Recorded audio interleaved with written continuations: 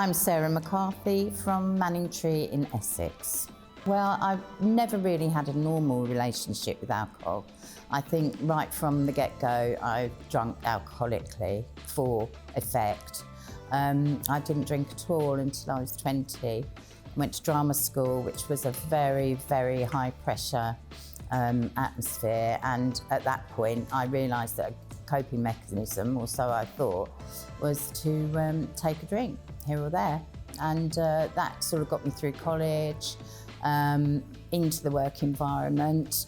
I ended up in advertising, which is a very hard drinking industry. In fact, if you were sober on a Friday afternoon, you were a loser.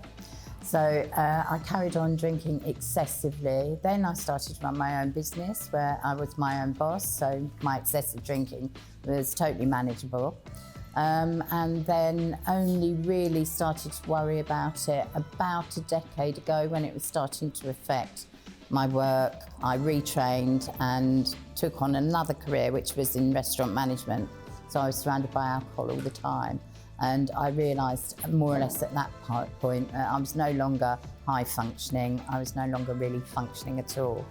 So I've been dabbling around recovery for about 10 years. And it's really only in the last 5 to 6 months or so that I think that this time I seem to be making it work. So Sarah, tell me about your experience with the Essex Recovery Foundation. How important have they been on your journey? I'm really delighted to have found them, because what I've found in my journey, and particularly at this moment where I'm 5 to 6 months sober, a lot of the crisis and acute services start to peter out now. And what I'm really interested in is working with people who can help me with living sober long term. And I feel this is what the foundation's going to be able to do for me, so I'm really excited. Sarah, what's your message to people who believe addiction recovery isn't possible for them? Keep trying, keep trying, keep trying again. It's a long, long, difficult slog, and we have lost people along the way, a lot of people.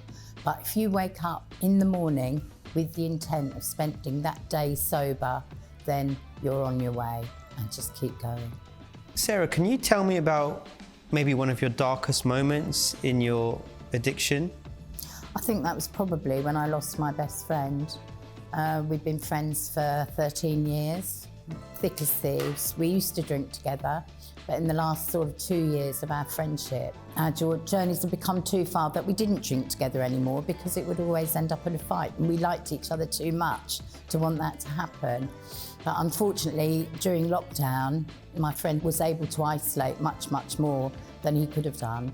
And where myself and his family, I think he would have let us in to help him, it was the perfect excuse for him to keep us all away.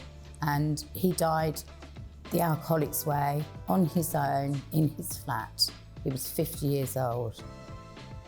That's enough to keep me in recovery. I have to ask you about your style, because you look so cool. Have you always been this good a dresser? Yes, and I get it all from my father, who we used to call the dandy.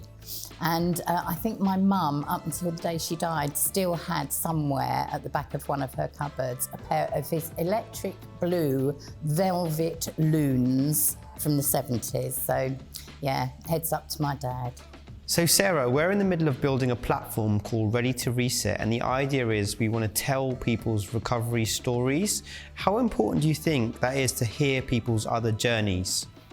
I think it's vitally important, because everybody's journey through recovery is like everybody's relationship with alcohol itself, totally and utterly individual.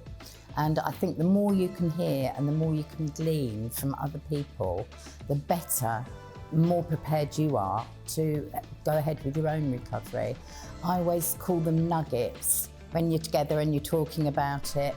Sometimes in the room you might think, no, I don't think this is for me, and then a little nugget will drop out and you think, yeah, that's one I'll take away. So no talk about recovery is ever wasted.